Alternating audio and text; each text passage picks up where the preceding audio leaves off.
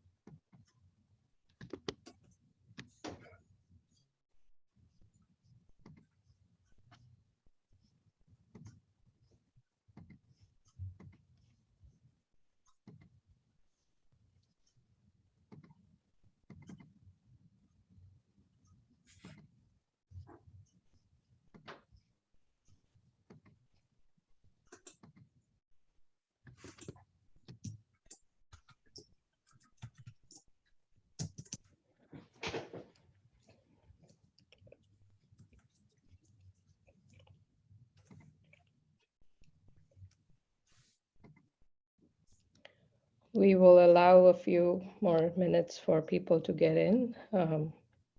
I hope you can see our screen for the diffuse.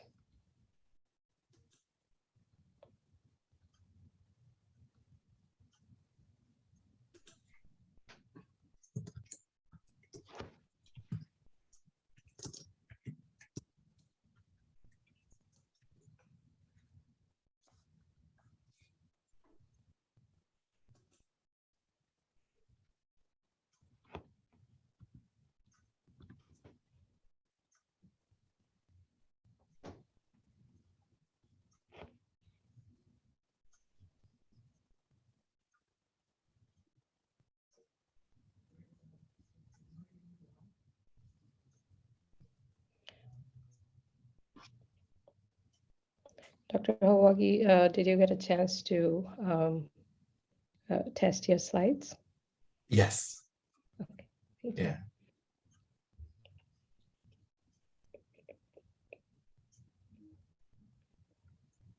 Okay, I think we will go ahead and get started. Very warm welcome to all of you.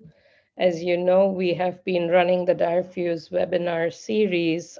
This is our fourth webinar of the series today. Diffuse, for those who are joining for the first time, it is a National Science Foundation Regional System Research Network funded project.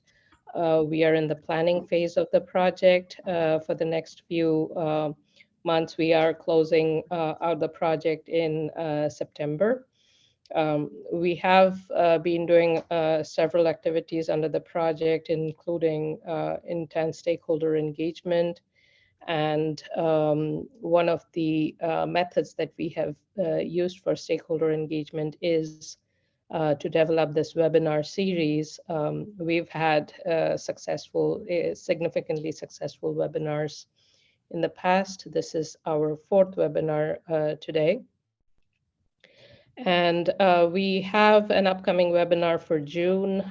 Please visit our website for the latest in our webinars.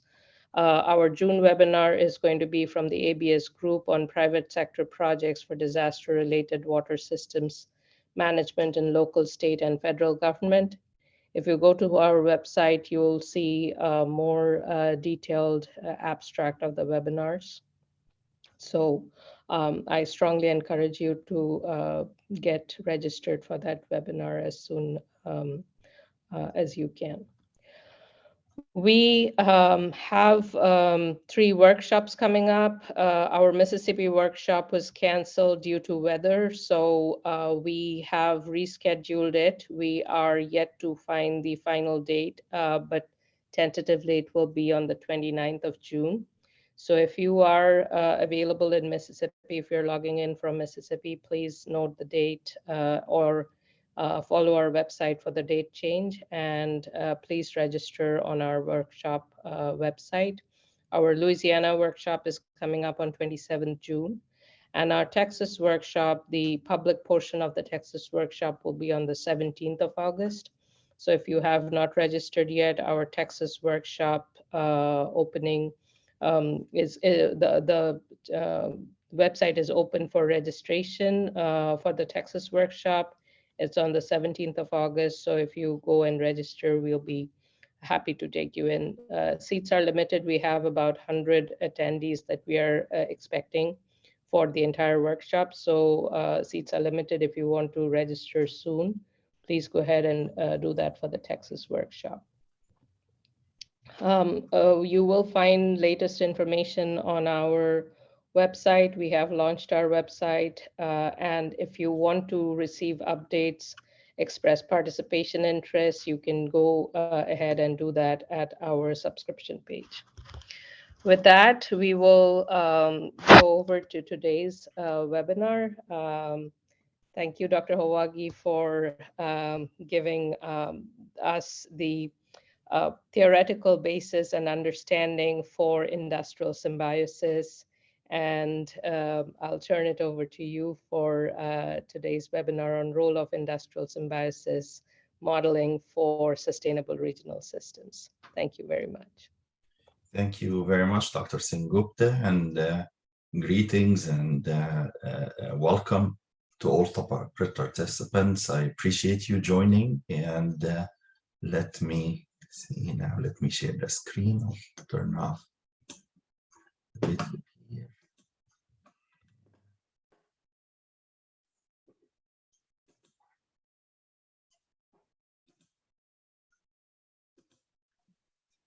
It is indeed a pleasure to co-present this webinar with Dr. Bibalina Sengupta on the role of industrial symbiosis modeling for sustainable regional systems.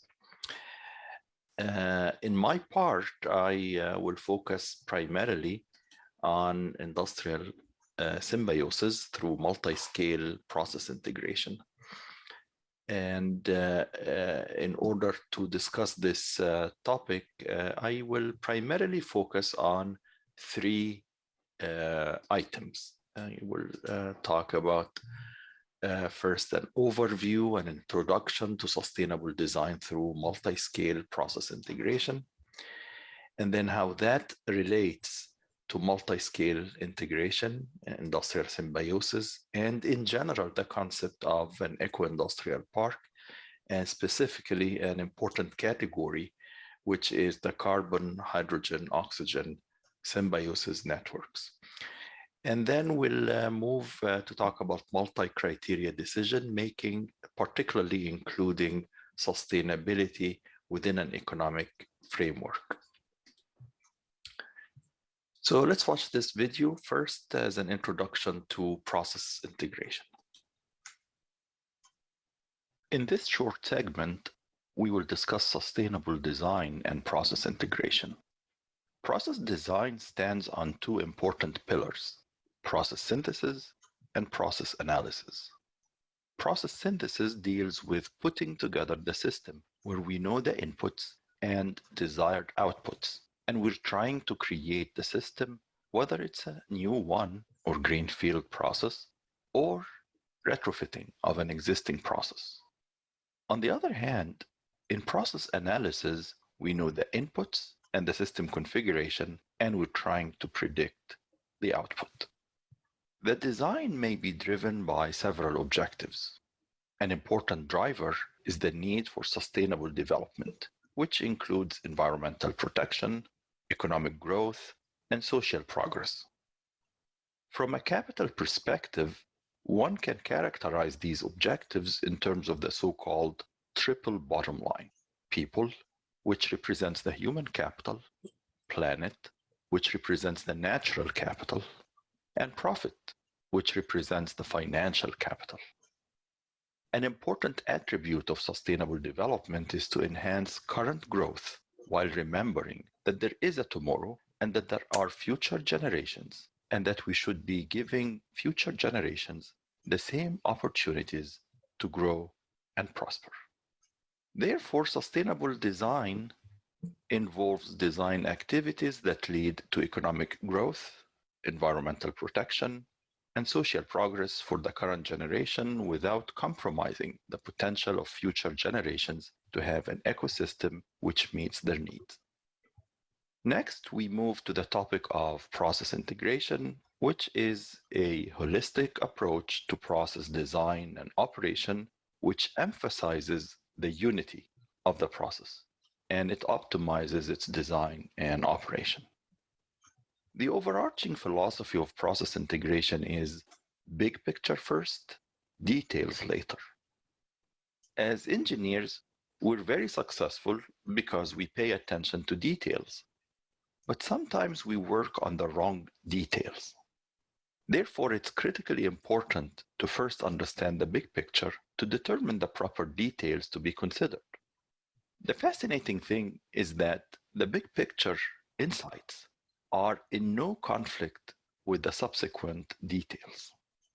This is not just a philosophy, but it is also a working platform, especially through the notion of targeting, which is the identification of performance benchmarks or standards of excellence a priori and ahead of detailed design. This powerful approach of targeting has been a paradigm shift from the conventional learning curve approach, in which we have a number of key performance indicators or KPIs, and over the useful life period of the plant, we keep on having process improvement projects, which for the most part enhance those KPIs, but sometimes they improve certain KPIs while worsening others. And in all cases, we keep on spending money to carry out those projects. Imagine if we have an alternate approach, one where we get the right answer from the beginning so that we can determine the best possible value of the KPI and the minimum cost to achieve it.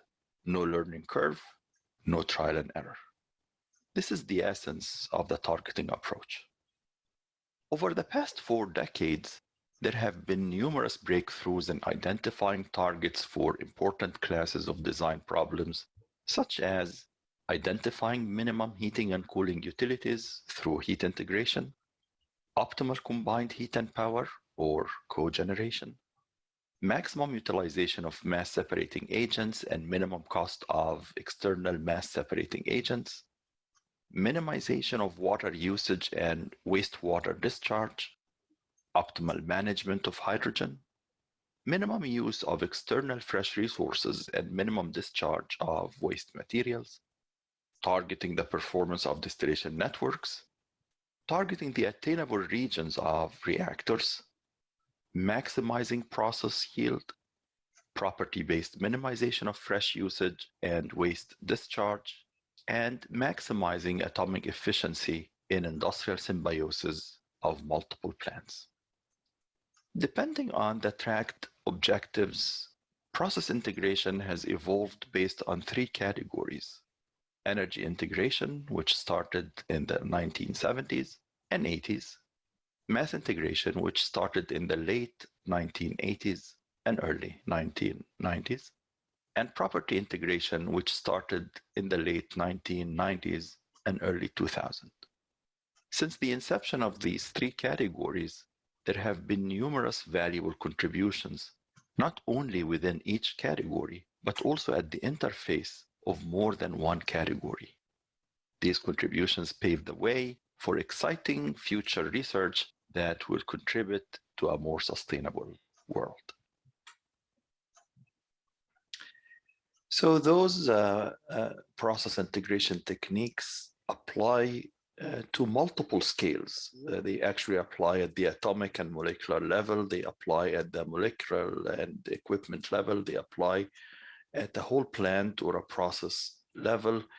And they also apply to macroscopic systems that may involve multiple facilities. They may involve regions or states or countries. Today, I will focus on multi-scale integration at the macroscopic level, and particularly for designing eco-industrial parks.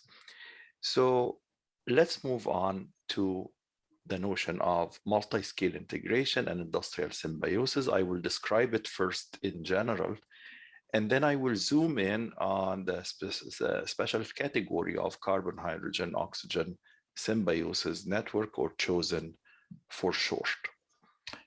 Okay, so what is an eco-industrial park? One possible definition of an eco-industrial park is that it is a community of multiple facilities, manufacturing sites, different businesses that are located in the same vicinity. And the participants in this eco-industrial park, they seek enhanced environmental, economic, and social benefits through collaboration in sharing and managing natural resources, environmental resources, infrastructure, information, and so on. An extremely important characteristic of a successful eco-industrial park is that there has to be something in it for each participant, that each participant gains something by participating in this eco-industrial park over the conventional model of just working separately. And so while there are collective benefits for the ecosystem, there are also individual benefits for those who decide to participate in this eco-industrial park. A special category of an eco-industrial park deals with the very important class of problems handling hydrocarbons. Hydrocarbon processing is extremely important in industry, and the special class of carbon, hydrogen, oxygen symbiosis network captures the essence of symbiosis for those systems, and it uses multi-scale integration starting from the atoms going all the way to a whole eco-industrial park. And so the different participants may have their own feedstocks and products, but they may elect to share some of their internal resources and may also receive some of the integrated streams. There may be some common infrastructure that facilitates the interaction and the integration among the different facilities. So think of different waste streams or byproduct streams that can be shared with other waste streams or intermediate streams from other facilities, so that together some new materials or other materials be created and used in the individual participating plants. And we may need to provide some external natural resources, and we may need to have some discharges coming out of this combined network. The net result, as I mentioned before, is that every participant benefits and the whole system performs better. So let's watch this video to learn more about the concept of an eco-industrial park and specifically carbon, hydrogen, oxygen symbiosis networks.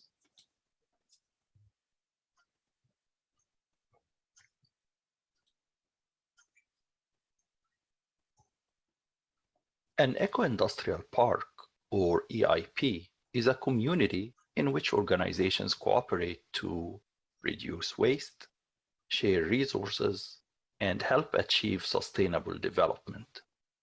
Instead of operating independently, these plants can exchange mass and energy and create a win-win situation for all participants to improve economic profitability, environmental protection, and social progress. Traditionally, eco-industrial parks have exchanged materials while retaining them in their original chemical form. For instance, when water is exchanged, aqueous streams are collected and treated in a common infrastructure. Then the treated water can be redistributed to the plants in the park. But today, there are new symbiotic opportunities that can be realized if we go beyond the exchange of materials in their original form and instead consider the chemical transformations of the exchanged materials to create value-added or more environmentally benign products. A particularly promising class of eco-industrial parks involves hydrocarbon processing, which is the basis for creating a carbon, hydrogen, oxygen symbiosis network, or CHOSEN for short. A CHOSEN is an integrated group of industrial plants that can exchange mass, primarily hydrocarbons, and energy, and share common infrastructure for the benefit of all participants. In this example, there are several plants that emit wastes such as carbon dioxide, carbon monoxide, methanol, and so on. These wastes can be collected and converted to value-added products such as various hydrocarbons. A very powerful characteristic of CHOSEN is the ability to methodically use targeting techniques at the atomic level to determine performance benchmarks at multiple scales, including the levels of molecules, units, individual plants, an eco-industrial park, and even a region or a state. Here is how the multi-scale approach works. First, certain wastes and byproducts are collected from participating plants. These sources are then broken down to their atomic constituents, which allows the tracking of the carbon, hydrogen, and oxygen atoms. Next, reaction pathway synthesis techniques are used to determine the chemistry needed to create value-added chemicals, which are then separated and allocated to industrial facilities within the same eco-industrial park, which are referred to as sinks or sold in the market. Again, a very powerful attribute of this framework is the ability to set rigorous benchmarks for metrics such as minimum waste, maximum utilization, maximum conservation of natural resources, minimum carbon footprint, maximum gross revenue, and so on. These benchmarks can be determined ahead of detailed design and without commitment to the final configuration of the optimum chosen. The net result is a platform for creating novel and integrated strategies with clear and methodical targets and an effective pathway to sustainability. So, one possible approach of designing those chosen systems is to again follow this multi-scale approach, and this flow chart is just one example for generating design alternatives for chosen. And in this flow chart, we start with collecting relevant data about the different participants and their flow rate and composition requirements of the different participating plants. Then we carry out atomic targeting. I will not go through the details, but generally speaking, we carry out atomic targeting followed by species targeting and molecular targeting, then unit targeting, then plant targeting and multi-plant targeting. And so we have a consistent framework that takes us from atoms all the way to an eco-industrial park. And so to demonstrate this approach, let's take a look at this example. Suppose that we have several industrial facilities. Here we have gas to liquid, ethylene, propane dehydrogenation. We have a methanol to propylene process, and we also have a vinyl acetate monomer process. And currently, each facility operates independently. They receive raw materials, they produce the main products and co-products, and they also discharge some waste streams. They also purchase the feedstocks from the market. For example, here, methanol is purchased for the MTP plant, and acetic acid is purchased for the vinyl acetate plant. What if we begin to consider the integration of the multiple plants and see which ones should participate in an eco-industrial park, and to what extent doing what, and what's the benefit for each participant, and what is the collective benefit for all of them? And in this case, there is an additional incentive to integrate because we're emitting quite a bit of carbon dioxide. And so one thought is, well, carbon dioxide is not necessarily an environmental burden. It may be looked at as a potential feedstock. It can be used along with other chemicals to produce acetic acid and methanol. And so the purpose of this chosen is to look at the integration of the multiple facilities and decide on whether to buy or make methanol and acetic acid. And if we make them, which plants need to participate, to what extent, and what is the chemistry and technology involved, and what will be the impact on the carbon footprint. Again, without getting into too much details, the first step is we do atomic targeting and we determine whether we have deficit or surplus for the different atoms, carbon, hydrogen, and oxygen.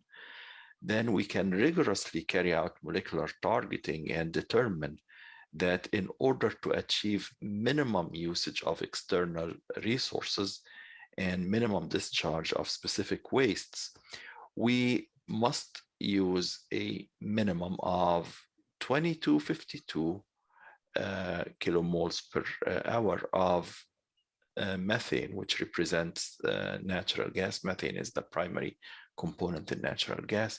And we will have to discharge 1267 of water and 449 of CO2. So we can determine those targets before we do the detailed analysis. Then we carry out reaction pathway synthesis and technology assignment, and we can generate options like this one, which indicate for us how much of each stream needs to go to which reaction to produce what. And so again, without getting into a lot of details, here in this scheme, it says we will need to use steam reforming of methane, we'll need to use methanol synthesis, CO2 hydrogenation, acetic acid from methanol, and CO, carbon monoxide. And when we finish the design, we look at the amount of natural gas used, and it's exactly what we predicted upfront. The amount of water and CO2 discharges, these are also exactly the targets we found before we did this analysis. And now we have detailed it and we met those targets. An advantage of those approaches is that there is one unique target, but there are several possible implementations. And so using that approach, we can generate an alternate approach which has steam reforming of methane and hydrogen to hydrogen and carbon dioxide. In the previous example, it was to hydrogen and carbon monoxide. It has also reverse water gas shift reaction and other technologies. But the net effect is we're using 2252 of natural gas, discharging 1267 of water and 449 of CO2 and so on. We can generate it as a third one, but this one involves dry reforming of methane, and the same targets are met. One unique target, multiple possible implementations.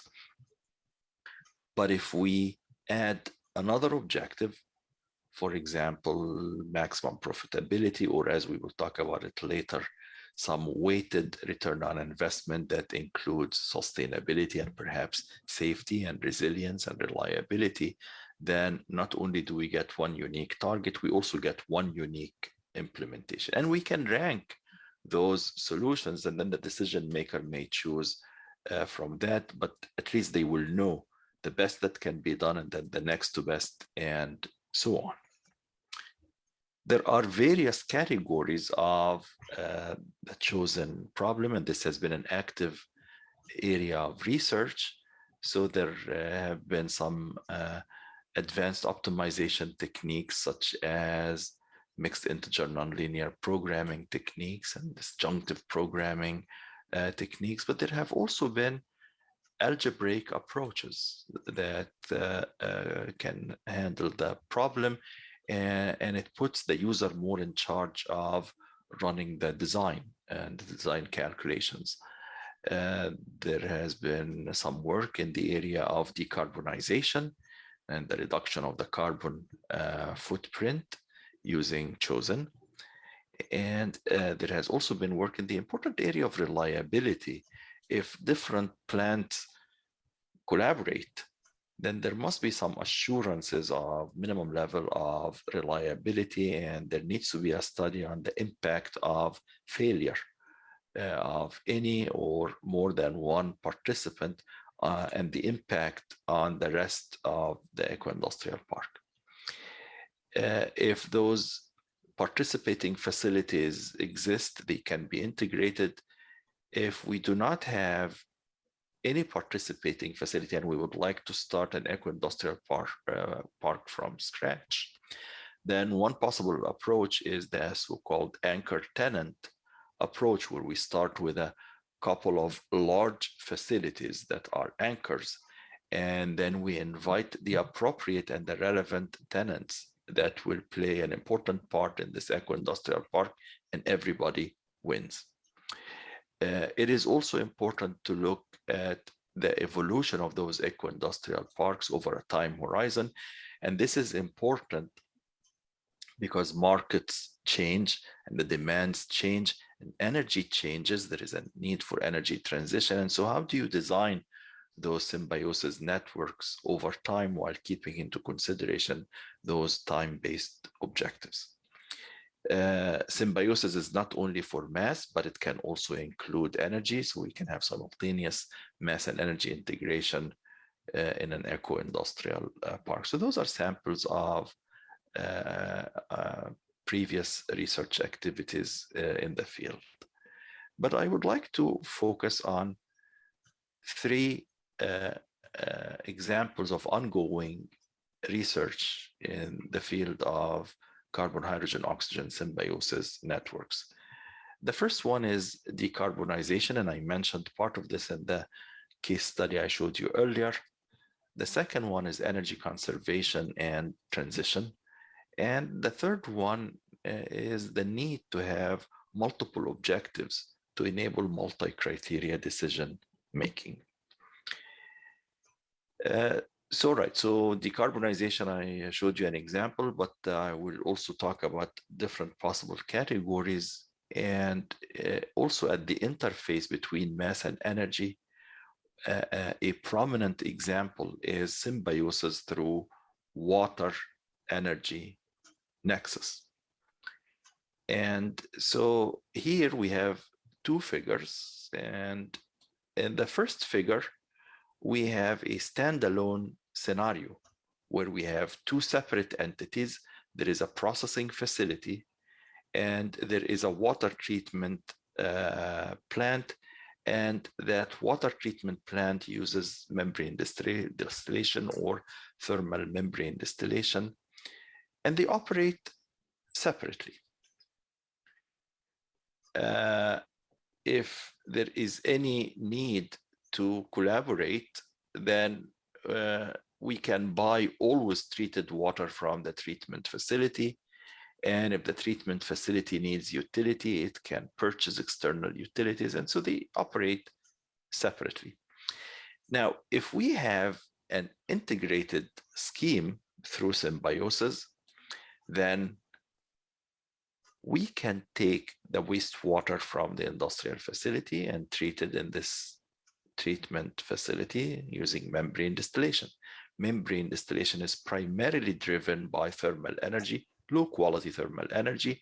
And so if we have excess heat from the facility, we can take it most likely for free, because by taking that low grade excess heat, we're reducing the cooling utility for the industrial facility.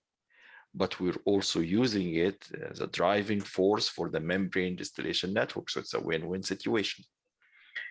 We may still need to purchase external utilities to supplement the use of this excess heat. And the clean water which is produced may be sold in the market or may be sold at a reduced price to the industrial facility. And so there are symbiotic opportunities through this water energy nexus framework. Another example, and this one actually involves a power plant, and it involves two desalination systems. One uses reverse osmosis and the other one uses thermal desalination plant. And looking ahead, there is a need to reduce the carbon footprint and to also include energy transition, moving from fossil fuels to solar energy, at least partially. And depending on the objectives for decarbonization, for example, if there is a specific target of reducing the carbon footprint to 15,000 tons per day, then one can determine the participation of each type of fuel and the integration among the different entities. But because power usage and water needs vary throughout the year, then the optimum solution will also not only vary from one year to the other, but also from one season to the other. And so here, this graph shows if we have the 4 seasons, then what are the optimal quantities of each type of fuel: natural gas, liquefied natural gas, heavy fuel, oil, gas, oil, and solar energy in each period or each season. So this helps the symbiosis throughout the year and also over a number of years, and it addresses the two objectives of decarbonization, and also it describes the pathway for energy transition. Here is another example for symbiosis that includes both mass and energy integration. And in this patent, we have the use of solar energy to drive symbiosis with waste streams coming from different plants, and then using different technologies, electrolysis. We have storage and dispatch of hydrogen and oxygen. We have different types of reforming. And then we have downstream processing to ultimately produce carriers of mass and energy. And those energy carriers can be dispatched throughout the world. And therefore, we took the wastes and we took renewable energy, and now we're exporting them through energy carriers and mass carriers throughout the world. So those are some examples of ongoing research activities that deal with decarbonization and energy transition. I'd like to focus now on the multi-criteria decision-making for eco-industrial parks and how we can use a profitability framework for incorporating sustainability in the decision-making process. So to begin with, industrial symbiosis and process improvement projects are normally and largely driven by profitability criteria, return on investment, payout period, and so on. Sustainability goals are important, and they may be looked at separately from all the economic indicators, but here I'll show you an approach where we can actually integrate the sustainability goals and metrics along with the profitability metrics. And this can be done because we have this very powerful notion of targeting that we can do. We can do for individual units, and we can do it for a whole eco-industrial park. And this way, we can have a consistent basis for including sustainability in the decision-making process by using process integration and symbiosis concepts.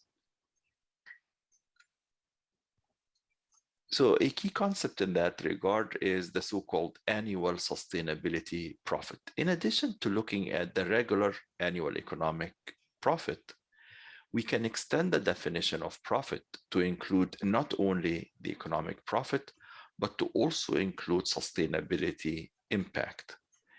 And here, if we consider a project P or design P, so in addition to the conventional annual economic profit of that project, we have a number of sustainability indicators, and each one has an index I,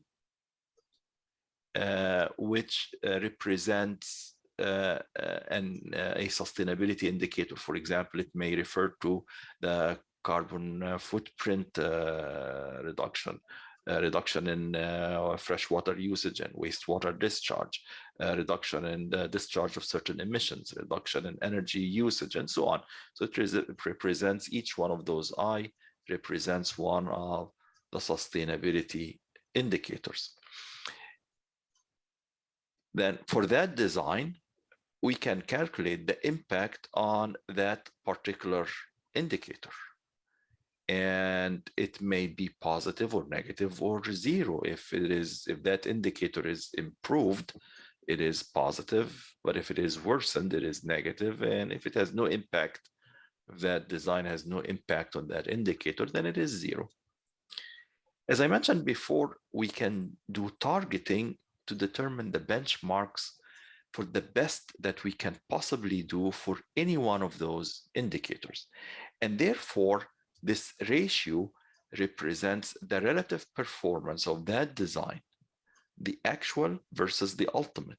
And so this is the relative performance for that particular indicator.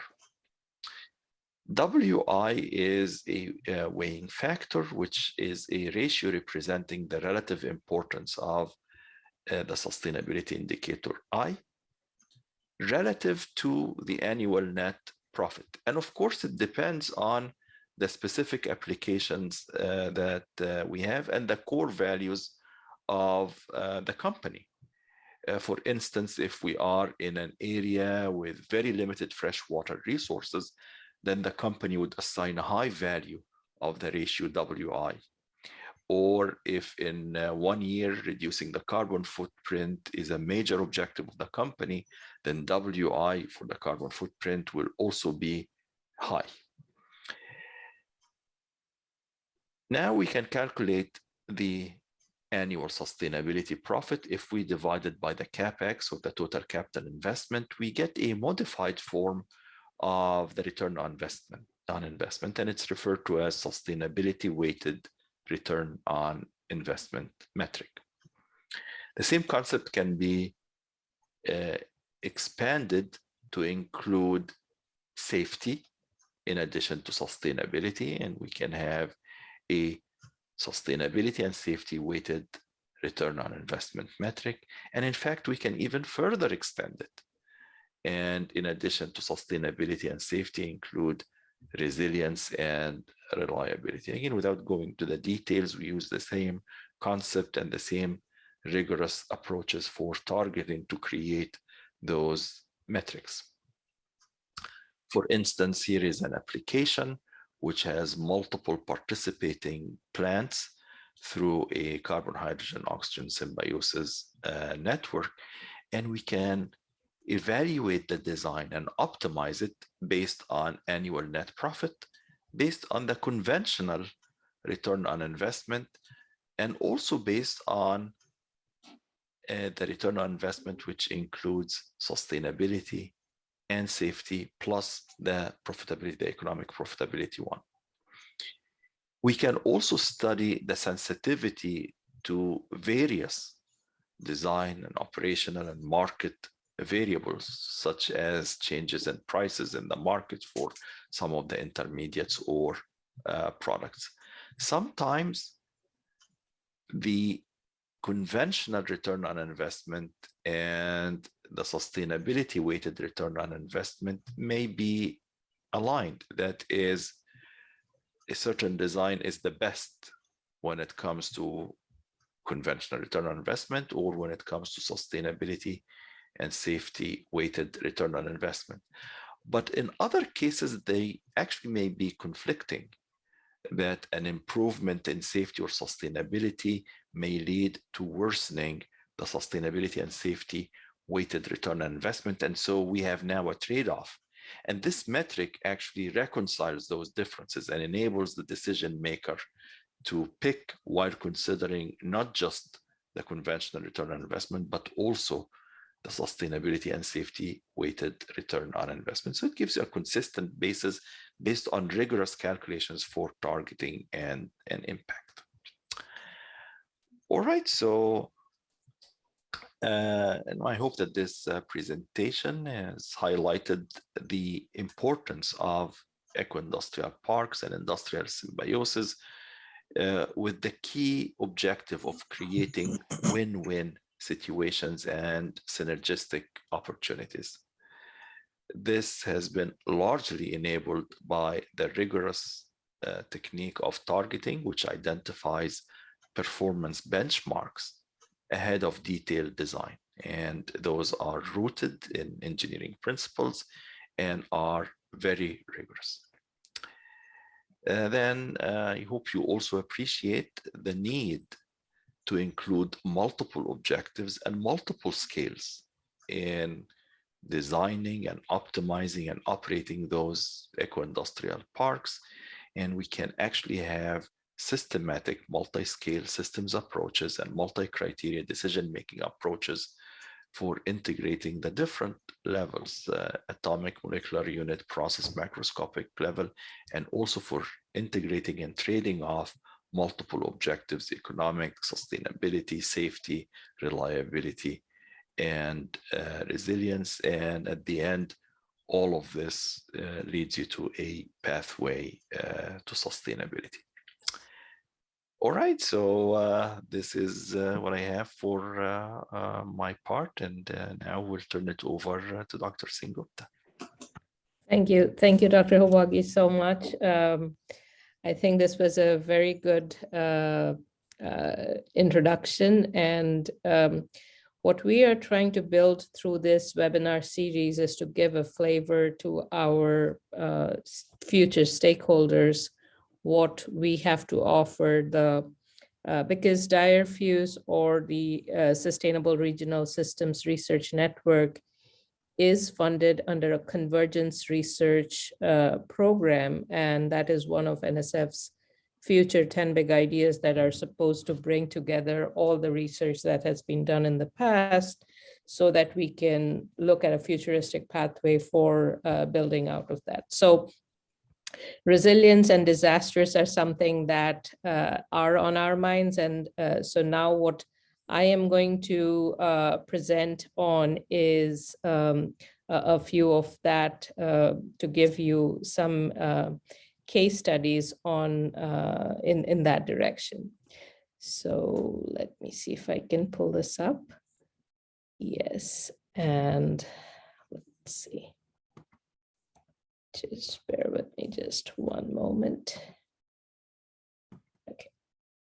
So what I'm going to present today, following Dr. Hawagi's presentation on industrial symbiosis and using process integration techniques, I'm going to present a case study in industrial symbiosis, and then I'm going to end this discussion with some of the futuristic thinking that we have towards disaster resilience design of manufacturing facilities.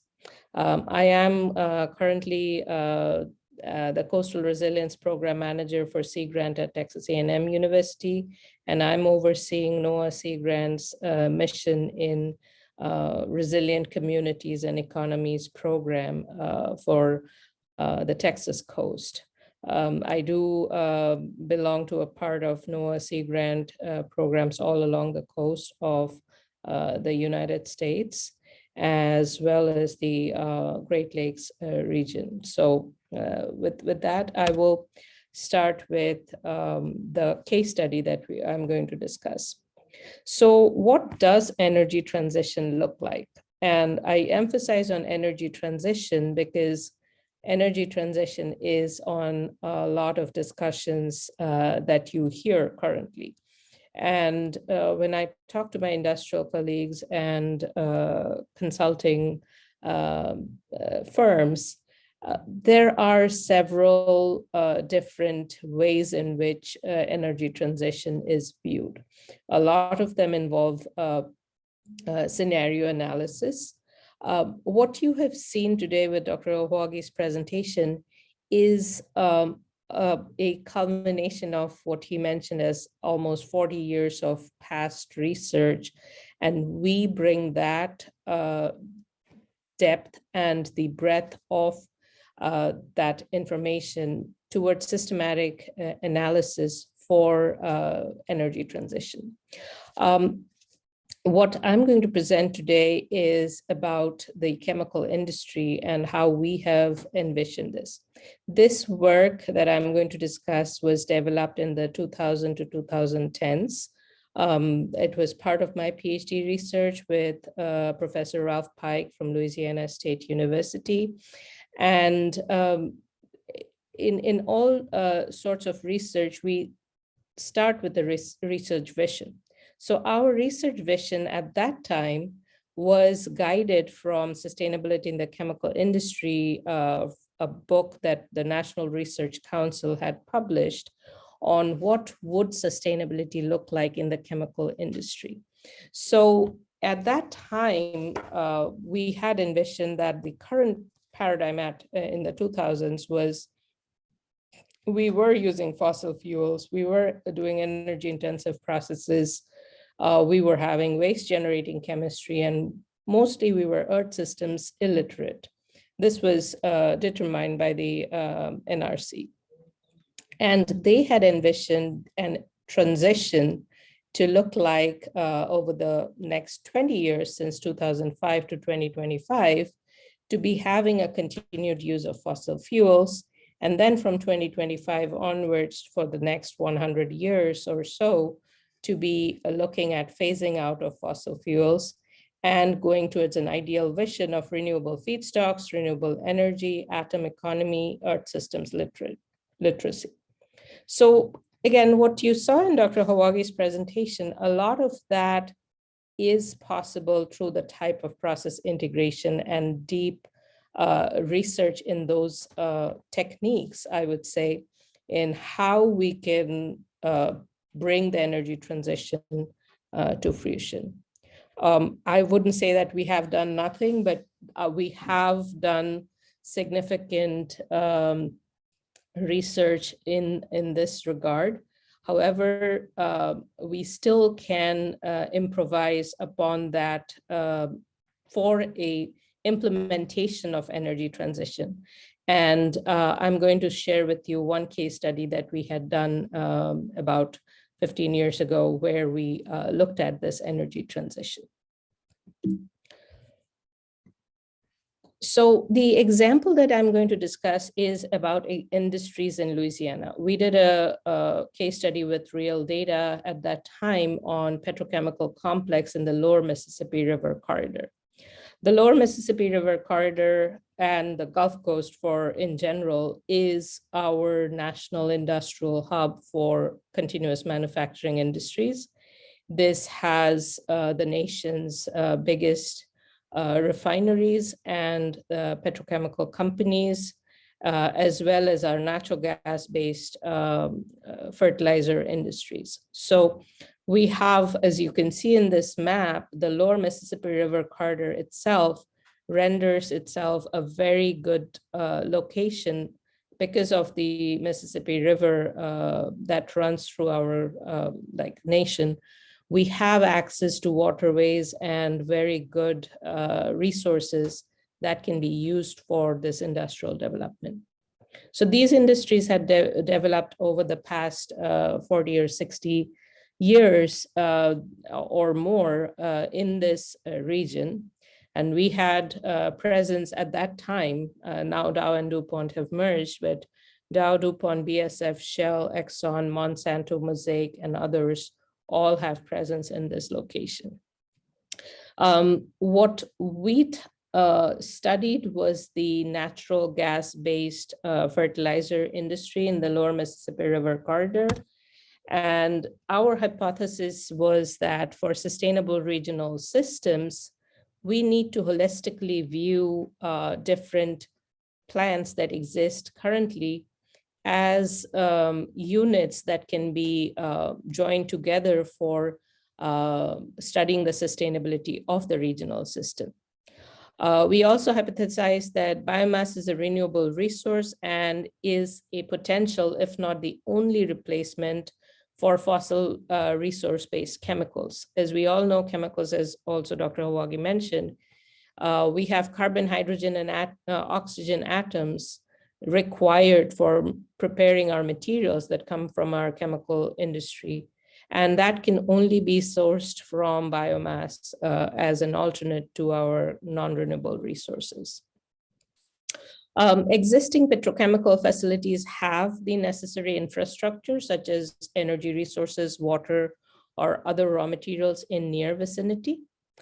The conversion of biomass to chemicals requires resources, energy, water, and other process inputs, which can be provided by existing industrial setup.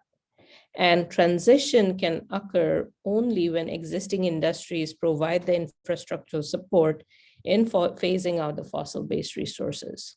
So we worked on an optimization-based industrial symbiosis model for a region such as Louisiana's Lower Mississippi River corridor.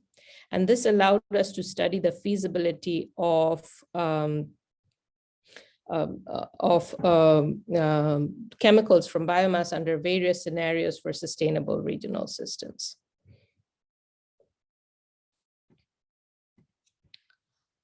Our objectives in this work was to identify and design new industrial scale bioprocesses that use renewable feedstock as raw materials, construct input-output models of bioprocess for optimization, integrate the new bioprocesses into a base case of existing plants to form a superstructure, and then optimizing the superstructure based on a triple bottom line profit equation, and then use this for case studies and obtain the optimal configuration of existing and new plants based on different scenarios analysis. So this work has been published. As you can see, this was published by the CRC Press in its entirety into a book. And our basis for objective function for this that we studied was that a company's success depends on maximizing profit. And here we define profit as the gross profit. We didn't take into account our capital expenditures, because if our gross profit doesn't work, then our capital expenditure doesn't make sense. So even before we go into capital expenditure and capital designs, we can do a very high level analysis for triple bottom line to see if it makes sense to go ahead and build any facilities and do the detailed analysis for profitability. Our triple bottom line was defined as expanding upon the profit equation to include sustainability credits and sustainability costs. And later, since that time, we have seen a lot of discussion on carbon markets. It is a very highly debated and highly discussed topic. There are ways in which current carbon markets operate, and these framework for overall sustainability of these industrial complexes gives a framework for such carbon market analysis as well. So this provides a very good framework for carbon markets analysis using credits and costs. Now, the model that we built, this was built from scratch, and we built biomass-based process models that are integrated into a chemical production complex. We utilize the carbon dioxide from the processes in the integrated complex, and we assign costs through triple bottom line equation. Then we used a mixed integer nonlinear programming problem to maximize the triple bottom line based on multi-plant material and energy balances, product demand and raw material availability, and plant capacities.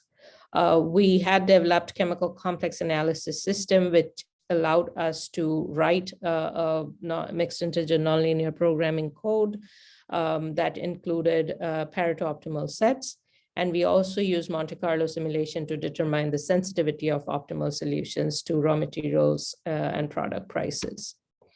The proposed biomass complex, I'm not going to go into the details of this, but we studied almost all pathways for biomass to chemicals. This has potential to be expanded to any high value chemicals or chemicals that are in need of replacement. If you are aware of very highly polluting feedstock, and there are alternate pathways that can be suggested from biomass. This structure can be used for that. This framework can be used for that sort of analysis. So you see here we have natural oils, sugars, starches, cellulose, and hemicelluloses, which are the primary raw materials that come from biomass. And then we went through preliminary processing and then secondary processing to downstream products for chemical production. I am going to explain this model using the natural oils transesterification to glycerol and fatty acid methyl and ethyl esters example so that we can demonstrate this model. As mentioned, the fermentation, anaerobic digestion, transesterification, and gasification were the different processes that were designed. And we used Aspen HYSYS, and at that time we had Icarus Process Evaluator to do the cost estimation. Transesterification is a very well-known method for conversion of natural oils to fatty acid methyl or ethyl esters, and it also has a byproduct of glycerol production. We model for 10 million gallons per year of fatty acid methyl ester production, and this design was based on a literature source for low temperature processing of fatty acid methyl and ethyl esters. The glycerol can be used for manufacturing of propylene glycol, and that algae oil can also be used as a possible feedstock. So we did some analysis on these in this regard. We did the HYSYS design for the transesterification process. The process has a reaction, purification, and methyl ester purification section. The glycerol recovery and purification is also an added cost to the system. But depending on this, the fatty acid methyl ester is a replacement for traditional like polymers. And it is a monomer that can be used for polymer production. The glycerol that is produced as a byproduct of the system can be used in a process for glycerol to propylene glycol production. So these are ways in which we analyze. So I'm just trying to run through the analysis or how we did the analysis of the entire process. So we designed for a 65,000 metric ton of propylene glycol production per year. This also has a reaction and a purification section, very traditional to chemical engineering processes. And then we use these designs to convert them into input-output models for optimization. So how did we convert these? So these were reducing these models into our overall balances, mass balances, our species mass balances, and also our energy balances. So this is very traditional, straightforward methods of input-output model creation for optimization. However, one note of caution is that when we are designing for bio-based processes, these mass balances are very tricky to do, especially the species balances, because we need to track almost every atom or molecule through this system. And that's something that Dr. Ohwagi presented on the CHO symbiosis networks. This, and particularly for bio-based processes, because they are very uncertain in their processing. So we have to depend on a lot of empirical data. This means what we just discussed is that the conceptual model that we had started with was then converted into this biomass-based complex extension model. And all of these examples on the left side of conceptual designs were converted into the input-output models that we discussed right now. Now, that is the proposed extension. but we did need to make a base case of plants in the lower Mississippi River corridor. This is very important because all of these plants operate under separate management, and we had worked with the industries in the region to gather data, and that again was about 20, 30 years of data that was available, that was converted to this base case of plants in the lower Mississippi River corridor. I'll go into the details of the different plants, but I just wanted to mention here is that you can see that natural gas is a key input to a lot of these fertilizer industry in the region.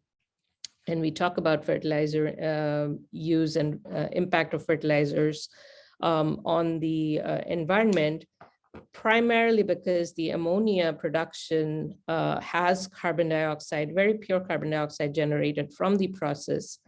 Some of that carbon dioxide is utilized in some of these downstream processes, such as urea and methanol, but a significant portion of that carbon dioxide is also released into the atmosphere. We also have nitric acid, sulfuric acid, and phosphoric acid that are being used in this the base case. One point of note is that some of these processes are endothermic processes and some others are exothermic processes. For example, the sulfuric acid process is a very highly exothermic process that renders it, it makes it able to donate energy to a chemical complex. So that exothermicity of the reaction itself is very important, and it gives opportunities for energy integration, especially in the form of heat and steam in a process. And then we also had the downstream final products like GTSP, monoammonium diammonium phosphates, and urea ammonium nitrate. We also had acetic acid plant in the system, and we also studied ethyl benzene to styrene as another process that can be included in this base case of plants. Now, with that base case, what we had, as I mentioned, some of these different processes. These base cases also use a natural gas, air and benzene as raw materials. So this gives an overall view of the region, the Louisiana Lower Mississippi River Corridor region, of what goes in and what comes out as a regional requirement. Now, each of these blocks are signified as a single block, but there can be multiple plants under each block, and that was included as a regional production of, let's say, sulfuric acid, or a regional production of phosphoric acid in these locations. So with that understanding of the base case, we have a biomass-based complex that we are proposing in that region. And when we analyzed the base case with the biomass-based complex, the base case had air, methanol, and ammonia that could be used in the biomass-based complex because those were raw material needs in the biomass-based complex. And the biomass-based complex had hydrogen and carbon dioxide that could be potentially given back to this base case complex. So we formulated a superstructure with this integrated concept, and we looked at the overall carbon dioxide that is produced from this complex to be used for new chemicals from carbon dioxide. Chemicals like methylamines, methanol, acetic acid, etc., can be produced from this carbon dioxide. And this carbon dioxide can also be used for controlled environment agricultural growth of algae. That was very interesting. And we proposed this carbon dioxide to chemicals production mainly because there was energy. Carbon dioxide, as we all know, is very difficult to convert without providing additional energy. But a chemical complex like this has excess energy resources that can be utilized for those carbon dioxide to chemical conversion. So we studied a significant amount of carbon dioxide to chemical production processes. And if you see this overall superstructure diagram, the blue shows the base case, the green shows the bio-based processes, and the ones in red are carbon dioxide to chemical production processes. So that gives us a strong superstructure model that was formulated. We put raw material costs, energy costs, product sales, environmental costs, and proposed sustainability credits and costs to this entire model. And the first part is the profit, the traditional profit, and the environmental costs and sustainability credits that gave us a triple bottom line to work with. Just to give you a feel of the size of this model, there were about 969 continuous variables, 25 integer variables, 978 equality constraints, and about 91 inequality constraints in this model. And I already explained some of the plans in this. And so we maximized this optimization problem based on the triple bottom line, and it was subject to multi-plant energy and mass balances, product demand and raw material availability and plant capacities. When we came up with the optimal solution, and you can see the representation on the left, there were several plants that didn't make it to the optimal structure, and these included bio-based production. These also included some existing plants. So for example, we had put in choice variables that whether any one acetic acid process can be chosen or none can be chosen. So we had the acetic acid process that was existing in the optimal existing plants. That was not chosen. The ethyl benzene and styrene process was not chosen. However, there were several plants, new plants in the optimal structure that were chosen from this. So this gives you a flavor of how we can use very rigorous methods of process flow rates and process streams with their individual properties and their energy streams in this process for optimization of a regional system. So regional system meaning our regional chemical production system. So giving a comparison of some numbers, the triple bottom line in the base case was $854 million per year. In the optimal structure, it was $1,650 million per year. We had energy available, surplus energy available. I mentioned the sulfuric acid being a exothermic process. So we had surplus energy available, which was completely utilized. And we also had to have excess energy in the optimal structure provided to this system. Carbon dioxide, this is a very important discussion in current world scenarios. We did look at the carbon dioxide sources and the carbon dioxide sinks. So in the base case, we had pure carbon dioxide from ammonia plant, and in the optimal structure, we had additional carbon dioxide that comes from our bioprocesses.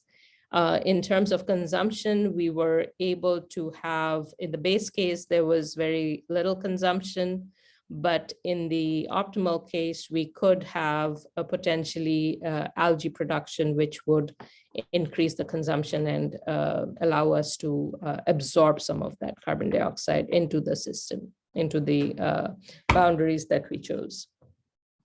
We did do 5 case studies. I will not go into the details of these, but these are primarily scenario analysis that we had done. But also we did multi-criteria optimization models with this. The multi-criteria optimization model was doing a cost benefit or profit versus sustainability credit versus cost analysis, and we had Pareto optimal solutions for this system. So that gives a flavor of how we can use these sort of industrial symbiosis modeling for determining our new energy transition systems, where we move from our traditional fossil-based resources to our bio-based resources, and how we can analyze for such, given an example of an existing plant complex in Louisiana. Now, for the last few minutes, so we are running out of time, I want to leave some time for discussion. Very recently, about 3 to 5 years ago, we were hit by the Hurricane Harvey in the Gulf Coast. And the Gulf Coast, especially Louisiana, Mississippi, and Texas, are susceptible to disasters. We have seen that time and again. We have seen the severity and the extent of disasters that have hit the coast. So we started working on disaster resilience in the continuous manufacturing sector. And we came up with 12 principles of disaster resilient design. There are several motivations for this. One of the major motivations is that, of course, this causes disruptions in our supply chain networks for our oil and gas. We have seen that after hurricanes, the plants need to shut down. The entire supply chain of production to transformation to distribution, all of it shuts down. So we have very difficult times just due to the disruption in the production scenarios. However, these disaster shocks may also cause supplementary or dependent disruptions and failures. And those are very difficult to predict unless we do a deep dive into our processes and looking at the resilience of this infrastructure. When we started looking at the resilience of this oil and gas infrastructure, we have seen, we see that there is very little work that has targeted for the resilience of these manufacturing processes. And the topic of process design approaches to create disaster resilient industrial processes has almost not been looked at in the ways that we have thought it should be. So this led us to the motivation to need and directions for need of a multi-scale process engineering approach that are expected to make our communities and ecologies resilient to disasters from multiple cascading effects. So we started this work with this motivation. Our about a couple of years back, we came out with the disaster resilient design of manufacturing facilities through process integration, and we came up with 12 principles, strategies, and perspectives for identifying the research challenges. These are listed here: fail-safe by design, redundancy, reconfigurability, modularity, mobility, distributability, repurposability, flexibility, controllability, reliability, recoverability, restorability, rapidity, robustness, and resourcefulness. This is an ongoing area of active research from our groups.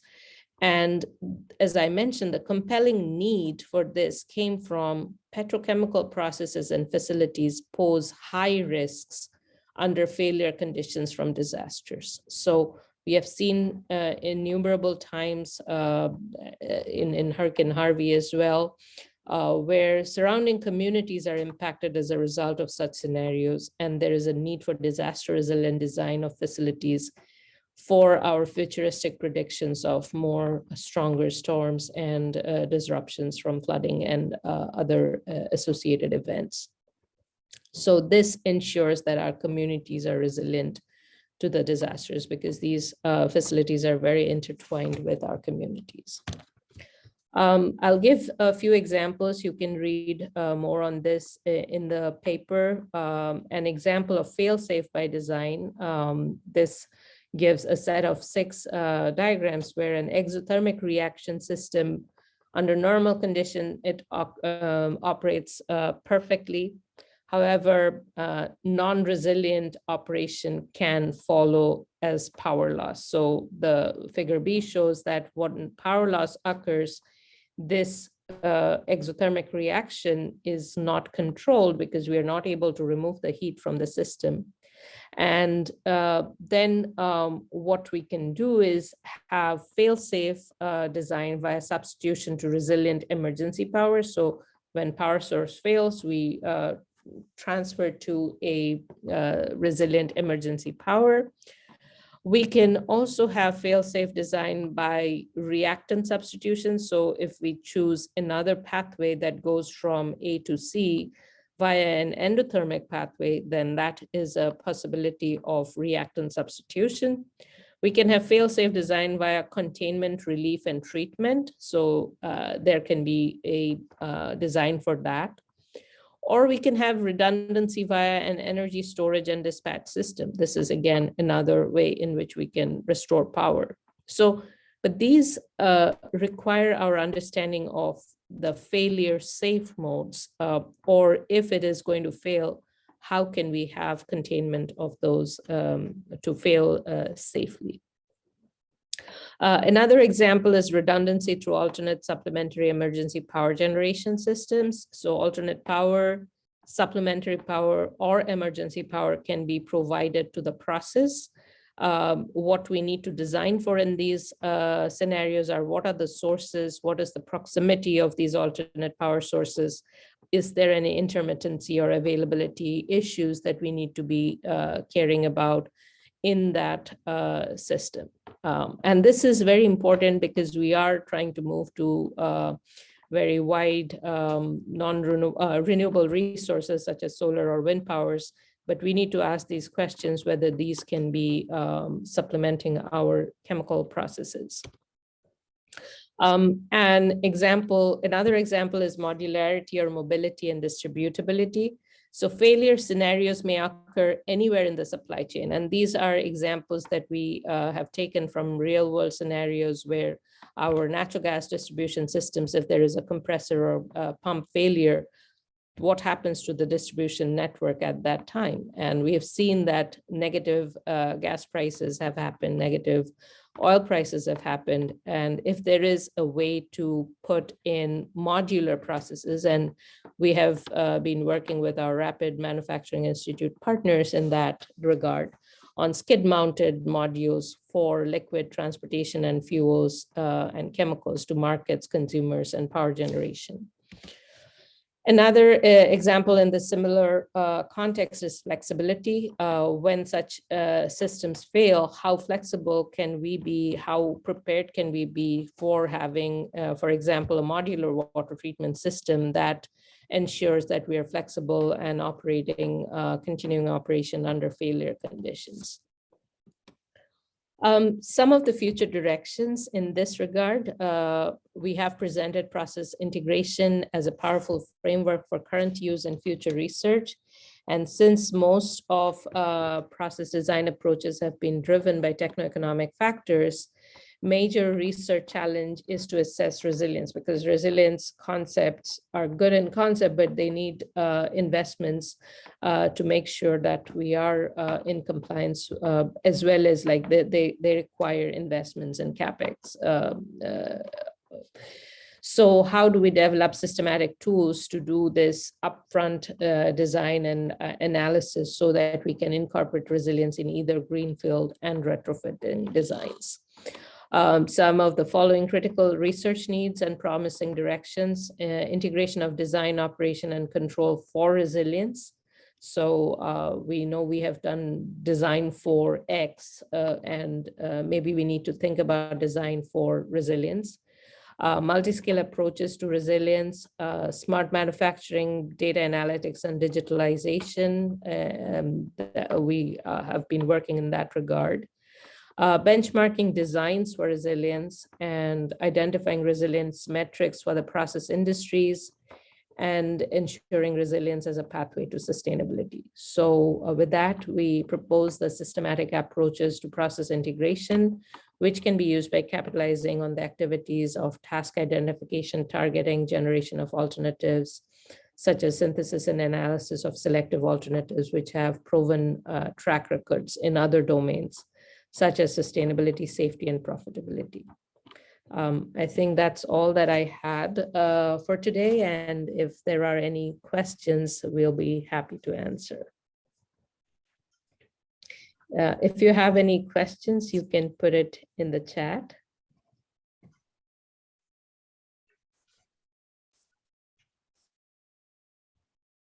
I think there was a question from Dr. Sudipto Dev from Jadavpur University. Is the system integration process equally useful for even retrofitting of existing several plants, or not that good as possible for a new system design? Dr. Hawage, I see that you have answered it online, but if you wanted to expand on that question, that would be great. It's really an excellent question. So those tools and techniques work equally well, whether we have a new design or an existing design. Of course, one would always wish that you include those tools early enough during conceptual design when the process has not been committed to specific degrees of freedom. This is when you have most of your degrees of freedom, and you can make the maximum changes with the maximum benefit at minimum cost. But the reality is that most of the projects that at least that I have seen are done for existing facilities. They are retrofitting and process improvement projects. And the reality is you have fewer degrees of freedom, but the tools continue to work well. What you define as your system boundaries and what your allowable degrees of freedom, you work with those. But again, the bottom line is that they work equally well for both. Thanks for that question. There is another question from Helen Santiago Fink, and it says, what role can or should cities play in promoting the industrial symbiosis model and eco-industrial parks? This is also another excellent question. Sometimes when people think about industrial facilities, they think of them in isolation of the surroundings, including urban cities and planning, but actually they are inevitably connected. Even if we do not see the obvious connection, sometimes there are tacit connections. They draw from similar resources, they discharge into the same ecosystem, and in some cases, actually, they may share infrastructure, for example, water treatment and the like. And so the proper alliance here should not only be limited to a bunch of industrial facilities, but they should also include all stakeholders, cities included. I think I wanted to add a point to that topic. If we study the bipartisan infrastructure law that has been proposed and the infrastructure changes that are being proposed across the United States, one of the key criteria for that is environmental justice, and also commonly or popularly known as EJ40 initiatives. And a lot of times environmental justice is very much linked with the performance of the industries in those regions. People are forced to stay within certain distance of the boundaries because of issues. So that is where we have a significant role to play in city planning and activities where industrial symbiosis models and eco-industrial parks can be used to study or mitigate some of the impacts of environmental justice issues that are faced by the communities. We'll take one final question. We are almost out of time. Can existing plants or units be retrofitted as skid-mounted units to be more flexible? Oh yes, this is a very important direction right now in process integration, which is the move to modularity. Now, the conventional economy of scale approach says bigger is better, and that's why most of the facilities we have, especially in the hydrocarbon processing and oil and gas business, these are very large facilities because they benefit from the economy of scale. But recent research has shown tremendous benefits for the move to modularity. And when you account for the cost and profit properly, including the point you just mentioned about flexibility, then there is a tremendous value for considering modular approaches. And I would also refer you to a recent article that Dr. Singupta published, I think, a couple of years ago on the value of modularity. And also, I would refer you to the American Institute of Chemical Engineers RAPID initiative on intensification, has lots of good work on the move to modularity. Yes, RAPID is a partner for the Direfuse project, and we have taken that modularity concept into account for disaster resilient food, energy, water systems. But this is what you have seen today is some of the leading cutting edge research that we have been developing over, Dr. Hovage, I don't want to give out your age, but several years. And this is a very opportune moment in time to apply some of these methods for the future of decarbonization and energy transition, where we stand currently in sustainability of systems. So with that, I would like to thank you, Dr. Hovage, for this exceptional presentation and sharing with us the knowledge and the basis of formulating some of the work that we intend to do through Direfuse. Thank you so much. Thank you very much for the opportunity, and many thanks to the participants. I appreciate it. And please feel free to shoot me an email if you have any questions or would like to follow up on discussion. Thanks a lot. Absolutely. Thank you. Thank you very much. We are a bit over time, but I think we had, yeah. So thank you.